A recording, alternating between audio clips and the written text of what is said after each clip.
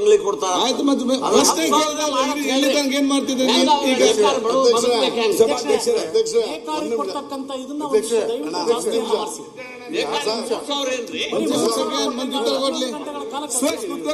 Sir ಅಧ್ಯಕ್ಷರೇ, sir ಈ 3,000 ರೂಪಾಯಿ ಕೊಡೋದು ಟ್ರೈನಿಂಗ್ ಅಲ್ಲಿ ಮಾತ್ರ. ಅವ್ರು ಟ್ರೈನಿಂಗ್ ಕೊಡ್ತೀವಿ ಅವ್ರಿಗೆ. ನಾವು ಟ್ರೈನಿಂಗ್ ಕೊಡುವಾಗ ಅವ್ರಿಗೆ 3,000 ರೂಪಾಯಿ ಕೊಡ್ತೀವಿ.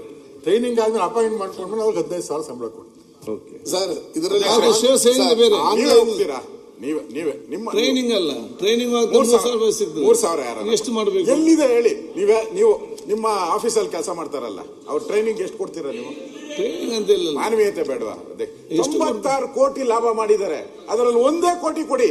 1 ಕೋಟಿ, 96 ಕೋಟಿ ಲಾಭ ಮಾಡಿದ್ದಾರೆ. 1 ಕೋಟಿ ಕೊಡಿ. ಅವ್ರದೆಲ್ಲ ಮಿನಿಮಮ್ ವೇಜಸ್ 18,000 ಹೇಳ್ತಾರಲ್ಲ, ಅದನ್ನ ಮಾನವೀಯತೆಯಿಂದ ಕನ್ಸಿಡರ್ ಮಾಡಿ.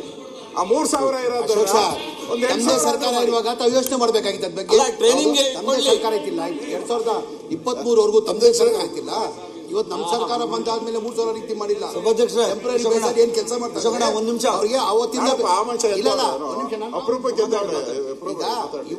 ಇವತ್ತು ನಮ್ಮ ಸರ್ಕಾರ ಬಂದಾದ್ಮೇಲೆ ಇದು ಟೆಂಪರರಿ ಮಾಡ್ಬೇಕಂತ 3,000 ಅಂತ ನಿಗದಿ ಮಾಡಿಲ್ಲ. ಅವತ್ತಿಂದ ನಡ್ಕೊಂಡು ಬರ್ತಾ ಇರೋದು. ಅವತ್ತಿಂದ ತಮ್ಮ ಸರ್ಕಾರ ಇತ್ತಿಲ್ಲ 4 ವರ್ಷ, ಅವಾಗ ಮಾಡ್ಬೋದಾಗಿತ್ತು. ತಮ್ಮದೇ ಸರ್ಕಾರ ಇತ್ತಿಲ್ಲ. ಅಷ್ಟು ಬಡವ್ರ ಬಗ್ಗೆ ಮಾಡ್ಬೋದಾಗಿತ್ತು. ಅವತ್ತು ಬಡ್ಜೆಟ್ 2 ಲಕ್ಷ ಆಯ್ತು. ಇವತ್ತು 4.5 ಲಕ್ಷ ಮಾಡಿದಿರಲ್ಲ. ನಿಮ್ದು ಸಂಬಳ ಎಲ್ಲ ಜಾಸ್ತಿ ಮಾಡ್ಕೊಂಡಿದ್ದೀರಾ. ಅವ್ರ ಸಂಬಳ ಜಾಸ್ತಿ ಮಾಡ್ಬೇಕು ಅಂತ ಜ್ಞಾನ ಬೇಕಲ್ಲ ಸರ್ಕಾರಕ್ಕೆ? ಬೇಕಲ್ಲ ಜ್ಞಾನ. ನಮ್ಮದೇ ಜಾಸ್ತಿ ಮಾಡ್ಕೋಬೇಕು ಅಂದ್ರೆ ಅವ್ರದ್ದು ಮಾಡ್ಬೇಕಲ್ಲ.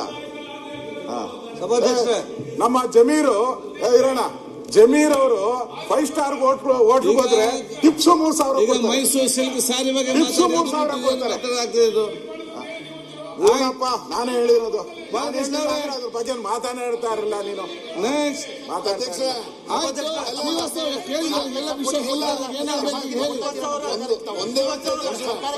ಕೊಡ್ತಾ ಇದ್ದೀರಾ ಅಂದ್ರೆ ತಾವು ಬಜೆಟ್ ಕೊಟ್ಟಿದ್ದು 2 ಲಕ್ಷ ಕೋಟಿ. ನಮ್ಮ ಸರ್ಕಾರ ಬಂದು 4 ಲಕ್ಷ ಕೋಟಿ ಕೊಟ್ಟಿದೆ. ಸಭಾಗಿರಿ ಕೊಡ್ತಾ ಇದ್ದೀರಾ ವಿರೋಧ ಪಕ್ಷ ನಾಯಕರು. ಧನ್ಯವಾದಗಳು ಸಭಾಧ್ಯಕ್ಷ. ಒಂದ್ ನಿಮಿಷ ಸಭಾಧ್ಯಕ್ಷ. ಈಗ ಅಶೋಕ್ ಅಣ್ಣ ಹೇಳಿದ್ದು, ವೆಂಕಟೇಶ್ ಅಣ್ಣ ಹೇಳಿದ್ದು, ವಾಟ್ ಎವರ್ ಸಭಾಧ್ಯಕ್ಷ.